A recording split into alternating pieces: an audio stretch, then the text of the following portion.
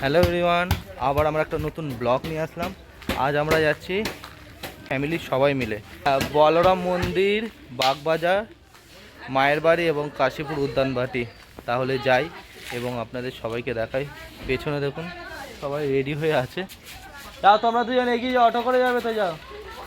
আর আমরা যাব গাড়ি করে। গাড়ি এর ভেতরে আছে টাইগার। ওকে এই ঘরে আজকে ছেড়ে দিয়ে চলে যাওয়া হচ্ছে। মুখ বেরিয়েছে এখান থেকে। টাগু তুমি ভালো করে থাকবে এখানে, হ্যাঁ? আমরা একটু ঘুরু ঘুরু করতে যাচ্ছি। Tata tiger, tata. গাইজ আমরা চলে আসলাম ফাইনালি বলরাম মন্দির। গাইজ বলরাম মন্দির।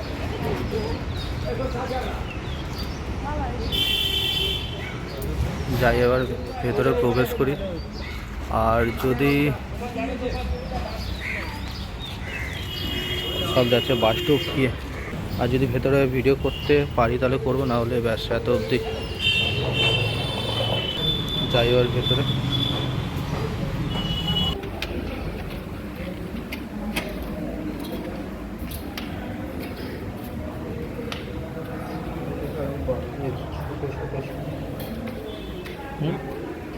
আগেকার সিঁড়ি তো এরকমভাবেই হতো।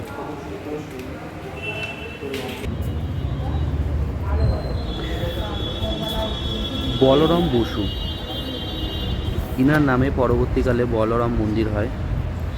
ঠাকুর এখানে আসতেন এবং এখানে ঠাকুরের ঘর করা হয়েছে এবং একটি এখানে পুজো করা হয় ঠাকুর, মা এবং স্বামীজিকে।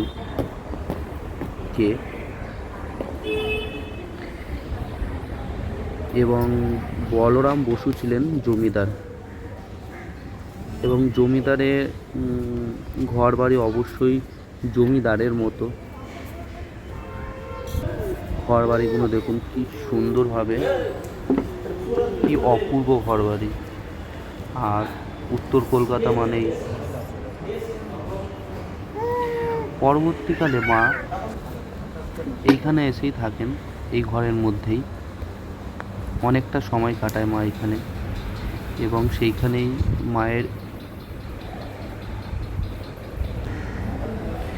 এবং ঠাকুর এখানে এসে রথ চালিয়েছিলেন। জগন্নাথ, বলরাম, সুভদ্রা, এই দেখুন এই রথটা।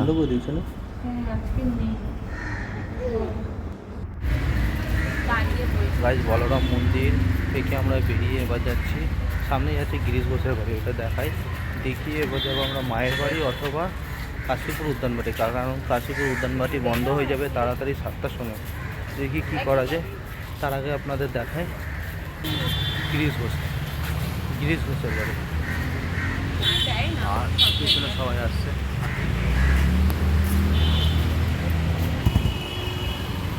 এটাই গিরিশ ঘোষ ভবন। রাস্তার ঠিক মাঝখানে দেখুন, এরপর থেকেও যাওয়া যায় আর এরপর থেকেও গাড়ি যায়।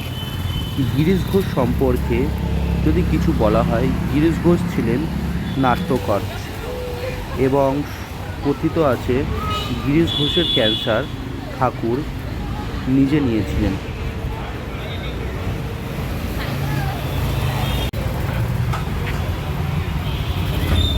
গাইজ আমরা চলে আসলাম কাশীপুর উদ্যানবাটি, আর এইখানে জলসেবা করা হয়।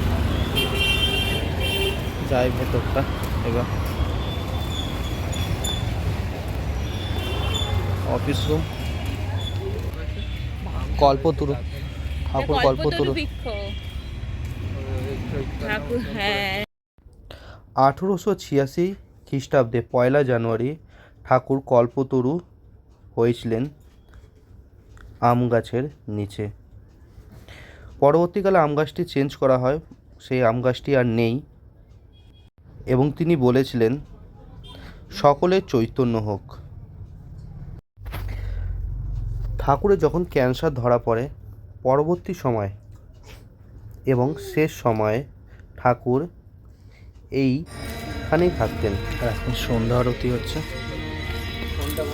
এবং এইখান থেকে ঠাকুরের চিকিৎসা হয়, এবং পরবর্তীকালে ঠাকুর এইখানেই দেহ রেখেছিলেন। ঠাকুর থাকতেন দোতলায়, এই সিঁড়ির ওপর থেকে উঠেই এই দোতলার মধ্যে, এবং এখন নিচে সন্ধ্যা আরতি হচ্ছে। এটা পেছন সাইডটা ঠাকুর মানে এইখানেই শেষ সময় দেহ রেখেছিলেন, আর এই সিঁড়িঘর। আর এই ঘরটা দেখতে পাচ্ছেন, এখানে লেখা আছে রান্নাবাড়ি। শ্রীমা এই বাড়িতেই শ্রী শ্রী ঠাকুরের জন্য রান্না করতেন। দেখুন, এবার যাব আমরা মায়ের বাড়ি।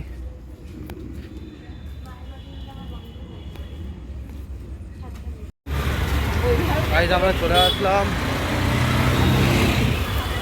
বাগবাজার মায়ের বাড়িতে। আর এবং মায়ের বাড়িতে যাই, ভেতরে হয়তো প্রবেশ করতে দেবে না ঠিক কোন, তাও চেষ্টা করি যতটা হয়। অ্যাকচুয়ালি আমরা পেছন সাইড থেকে যাচ্ছি, সবাই যাচ্ছে হেঁটে হেঁটে, কি মজা। অনেক দিন পর, 8:30, অনেক দিন পর সবাই মিলে একসঙ্গে বেরোনো, তাই না? বাবা কোথা গেল আর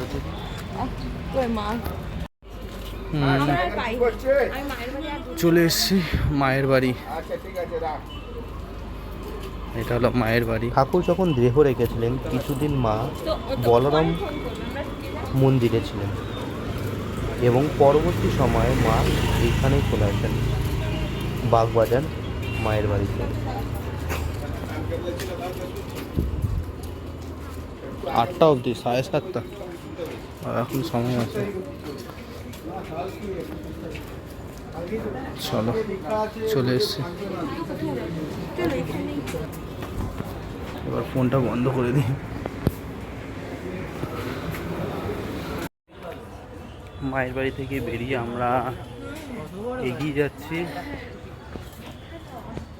মায়ের ঘাট, বাগবাজার ঘাট। দেখাই এটা আবার। আর উত্তর কলকাতা ঘরগুলো দেখুন, দেখলে আর চোখ সরাতে ইচ্ছা করে না। চলুন ওইদিকে যাই, আরও কিছু ঘর আছে দেখাবো। দেখুন ঘরগুলো দেখো, ঘরগুলো দেখো, দরজাগুলো দেখো কত বড়। এটাই উত্তর কলকাতা, এত সুন্দর ঘরগুলো।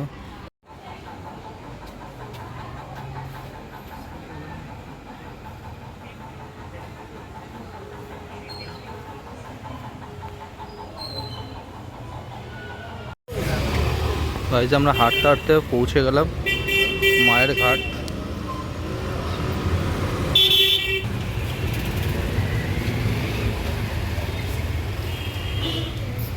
এই সময় যদি আমাদের বাড়ির লোকালটা থাকে ভালো হবে।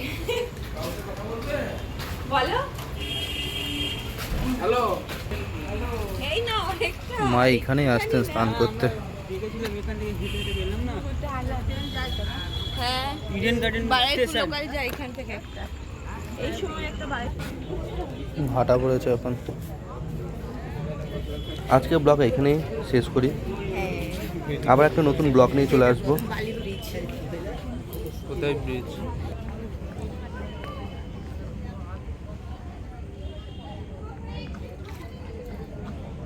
দাও বাবা, এদিকে একটু জল ছড়া।